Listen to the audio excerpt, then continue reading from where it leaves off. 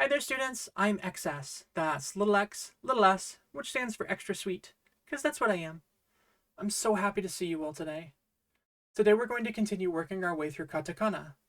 Before we jump into our lesson, though, I want to talk to you very, very briefly about one of my favorite Japanese authors of all time, Miyazawa Kenji.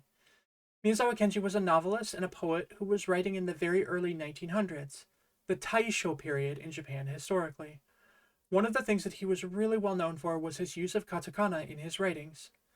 In the last lesson, we talked about how katakana are most frequently used to render words that originate from other languages or in onomatopoeia. But Miyazawa Kenji did something really particularly interesting in his writings that I personally find fascinating. He used katakana to convey a particular mood. You could think of that like the use of English fonts to capture totally different spirits as you write. Like writing in Comic Sans when you post cringe. Ha! Gotti. In all seriousness, Miyazawa Kenji wrote a poem that I absolutely adore called Ame ni mo makezu, meaning something like, do not let the rain defeat you. It's an amazing poem that does some really super cool stuff with katakana, and it might be the first use of the word deku in Japanese, so My Hero fans might be interested in knowing that. He basically used the word deku to describe himself as like a dork. Also, there might be some evidence that Miyazawa Kenji identified as ace when he was alive, and I think that's extremely cool. Anyway, I'm basically just gushing about an author that I like, so let's get into our lesson for today, okay? We did a lot last lesson. I know it was a lot of information, but I do think it's important to remember that it's not extremely imperative that you memorize all katakana right away. Focus on just getting exposed to seeing them for now. Take your time and practice self-care. Anyway, last time we learned a iu e o, kakiku keko, gagiku keko, sashisu so, zashizu zo, tachitsu to, and dachitsu do. That was a lot, and I didn't want to overwhelm your sweet little brains, but also I didn't and still don't want to spend a whole lot of time talking about katakana when we just covered hiragana. I still believe that hiragana are far more important for you to know flawlessly. So please just keep that in mind as we go through today's new stuff. Alright, so we're going to start with the katakana nagyo. Here's na. If you think back to the hiragana for na, the katakana is sort of a very simple version of only the left side of the hiragana na. Remember that katakana tend to be simpler and blockier and a little more angular than hiragana. Here's ni. Katakana ni also looks exactly like the kanji for ni, which is the number 2. It's important to remember that when writing ni, the top line needs to be shorter than the bottom line. It shouldn't look anything like an equal sign. It's short line, then longer line. This one is nu. It does sort of look like the hiragana nu, but with most of the curves and loops removed. Alright, take a careful look at ne here. I'm going to briefly introduce a topic that will be very important when we start learning kanji together. Kanji are often built out of radicals. In Japanese, a radical is a building block that can be chunked together in order to make kanji. Often, kanji will be made out of a left radical and a right radical. Radicals can even carry meaning and can have static pronunciations. So that means that knowing a radical can actually give you hints about the kanji's meaning and even the pronunciation. Ne strongly resembles a left radical, which is used in a couple dozen kanji. I'll talk more about radicals in the future, as I think they're quite cool. The last katakana in the nagyo set is no. It's just a simple slash, just like this. You should start at the top right and slash down into the left. I like to remember it by thinking in my head that it kind of looks like crossing something out.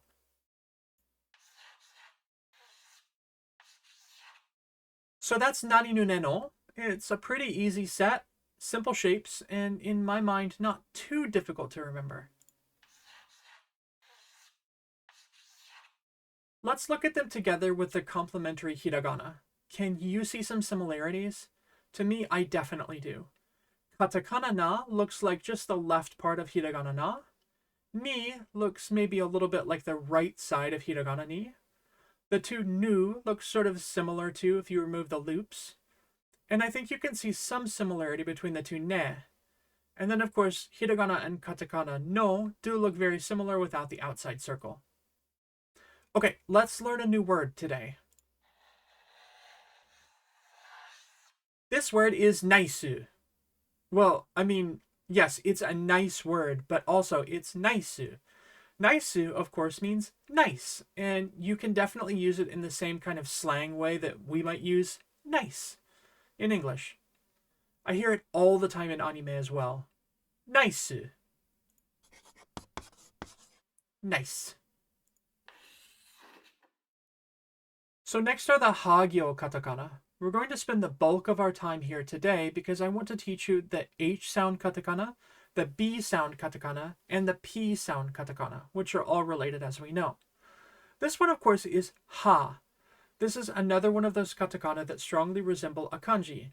In this case, ha looks a lot like the kanji for hachi, meaning 8. Numbers in Japan can be very complicated because there's both a native Japanese numbering system and also an imported Chinese numbering system. We'll discuss that later, but for now, you have ha. And this is he. I heard someone once say that they think that it kind of looks like someone waving hi. If that helps you remember, that's great, as long as you remember that it's pronounced he and not hi. This little guy is hu or fu. That H versus F distinction is a lot more important in katakana because you're going to be using this guy to create any words from other languages that have either a hu sound or a fu sound. That does mean that both the Who and the Foo Fighters share Who in their names when written in katakana. Weirdly, I'm not actually an enormous fan of either one of those bands, but I do have a healthy respect for what both of them did to permanently alter the landscape of the music industry. Here is he. It looks almost exactly identical to the hiragana he. But in almost all cases, he in katakana is going to be pronounced he, unlike he in hiragana, which can be pronounced he or e if it's used as a particle. Why is that? Because this he in katakana would not normally be used as a particle, since particles and grammatical features of words are almost always written in hiragana. However, there might be a standout exception to this. Katakana can sometimes be used to create emphasis, the way that we might use italics or bold text.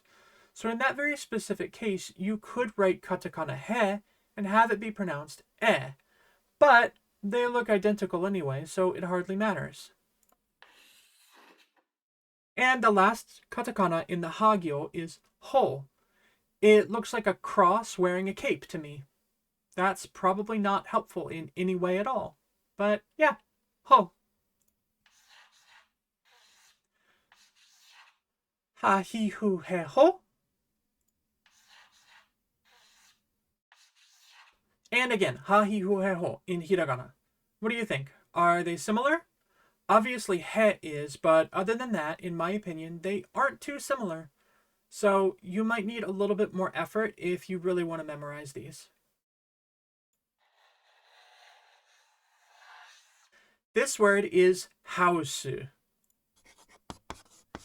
Do you remember that I taught you a Japanese word for house way back in the first hiragana lesson? If you remember, it's ie. Ie means house in Japanese. But house is also used all over the place in a lot of compound words from English. Housekeeping, houseboat, house husband. House is also the name of one of my favorite Japanese horror movies of all time. It's one of the most bizarre films that I know of and includes not one but two different scenes of people being killed in fruit-related death scenes.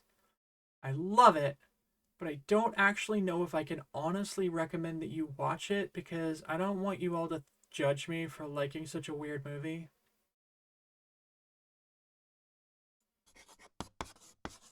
By the way, Haosu is also a common command phrase that people in Japan use for their dogs. It basically means, get in your cage. So obviously I hear that all the time. So let's rapid fire go through the B and P sounds, okay? This is ba and B, bu, be, and bo. Together, they're ba, bi, bu, be, bo. And the hiragana as well. You obviously already know how dakuten work, so this really should just be a quick review, right?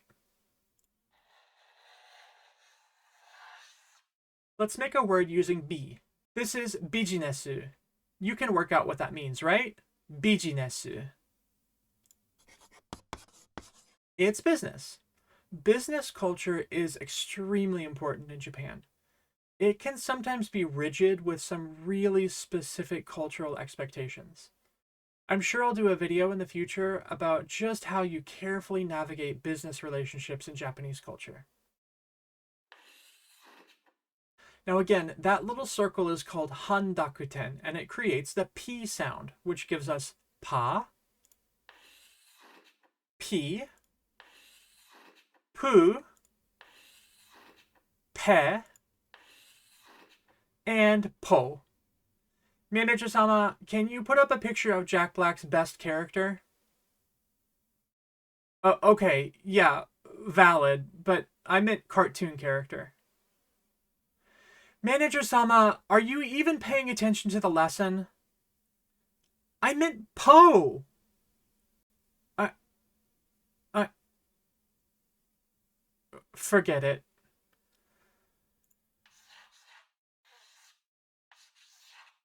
Anyway, so here are all the pagyo katakana together. Pa, pi, pu, pe, and po.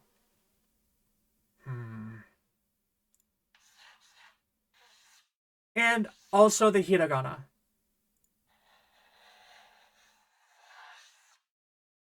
Here's a new word that we can make. Speaka. You can use it to talk about someone making a speech or about speakers as equipment. One more set, okay? The M sounds. Ma.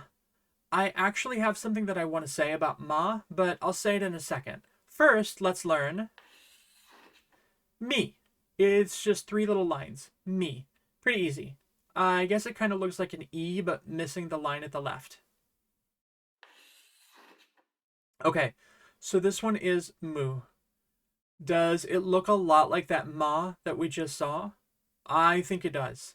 And that's a problem. Let's look at them side by side. Do you see the problem here?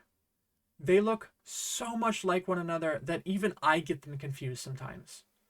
I have this one weird trick that I sometimes use just to remind myself which one is which. Look at mu. Can you see that it somewhat resembles the English letter A? You might have to draw a few extra lines, but here. See what I'm saying? It looks like an A. Anyway, the way I remember these two is, in my mind, I ask myself if it looks like an A. If it looks like an A, it's not an A sound. That sounds backwards, but it's always worked for me. If it looks like A, it's mu. If it doesn't look like A, it's ma. I don't even know why that works so well for me, but yeah, that's my little method. Here is me. It's the me from the word ramen, so you see it all the time in Japan. What's your favorite ramen? Sound off in the comments. Last one for the day, mo. It's another one that has a really similar hiragana, so it should be easy to remember.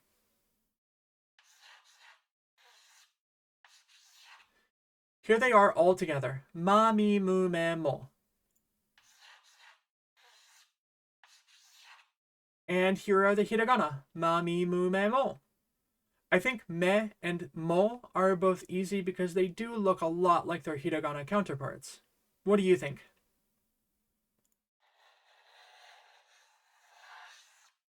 One more new word. One more new word. This is muka muka. It's another one of those onomatopoeic sounds. It means to feel icky, a little nauseous. You can kind of hear the nuance of it when you say it. Ugh, muka muka desu. I feel yucky. Do my quizzes make you feel muka muka? I really hope not. Here we go. How do you pronounce this word?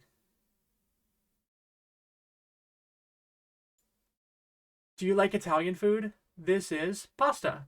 Pasta. I'm actually not really sure what's the difference between pasta and noodles. There has to be a difference, right? Because noodles in Japanese is pronounced men, and they're pretty common. Like ramen actually means Chinese noodles. But pasta is always like Italian noodles in Japan, as far as I know. Anyway, I like noodles, but you know what I don't like? This next word. How would you pronounce this? It's tabako, which of course means tobacco. Tobacco was like weirdly so extremely important during the Edo period in Japan. There was this particular profession that was like a traveling tobacconist, and they would walk around the big cities like Edo/Tokyo with these big boxes on their backs selling tobacco to people. Also, pipe and tobacco pouch were extremely, extremely common euphemisms for two particular sexually explicit body parts during that same time period. I'll let you use your imagination with regards of what they might have stood for. This one. I'm sure you can pronounce it, but I wonder if you can guess what it means. If we sound it out, it would be pronounced kopipe. Kopipe. Any idea at all what that might mean? It definitely comes from English, but it's really tricky. Kopipe. So it means copy paste. Kopipe. Linguistically, Japanese is a language that really likes to abbreviate or truncate things. This is very, very common, especially when words get imported from other languages. Think about Pokemon coming from Pocket Monsters. Anime is shortened from animation. And if you want to go shopping in Japan, you might stop by a konbini, which is shortened from convenience store. This is why I've been saying that you really have to be careful with katakana, because sometimes the words themselves aren't as logical as we really want them to be. Alright, so here's another onomatopoeic word. How would you pronounce this? It's peko peko, meaning ravenously hungry, starving, ready to eat your own shoe. Don't get it confused with the word peckish in English. To me, peckish means a little hungry. But peko peko means seriously hungry. So grab a Snickers and let's move on. Another onomatopoeia. This one I actually briefly talked about before. It should be really easy if you watched my last lesson. How do you say it? Did you whisper koso koso quietly at me? Koso koso really means like sneakily or stealthily, but I usually hear it in the phrase koso koso banashi, which is like whispered conversations. It's sort of like the sound effect of whispering in the background of a movie. Koso koso, koso koso. Here's another one with a bit of a tricky meaning, but I think it'll be really easy for you to say it. How is this pronounced? This is softo, which of course means soft, but you can also use it for software, like software for your computer. More shortening from Japanese that can cause confusion. Okay, let's do a really easy one, okay? This one should be so super simple. Can you sound it out for me? It's tomato. And this also finally solves the debate of whether it's tomato or tomato. It's clearly tomato. Japanese taught us that. Final word, this should be just as easy. I'm going easy on you today because I feel a little muka muka. How do you say this? Tosto. Toast. Easy, right? Alright, so we've only got one katakana lesson left. I'll be posting it this Saturday. I'm so happy with all of the many, many positive comments that I've gotten from people. You really seem to be enjoying these lessons, and I'm really happy about that. I've already had a couple people tell me that I've inspired them to learn Japanese, and honestly, I can't think of higher praise right now. I'm really looking forward to the next lesson coming out and then continuing to do cool stuff for you. There are a few ideas I have of other things on my horizon as well, but these lessons are always going to be the main focus of my channel, and I'm loving getting them out to you. I hope you all have a really, really lovely week. Stay strong and take good care of yourselves. I care about you all. Lead with love. I've been Excess. See you later. Mata ne.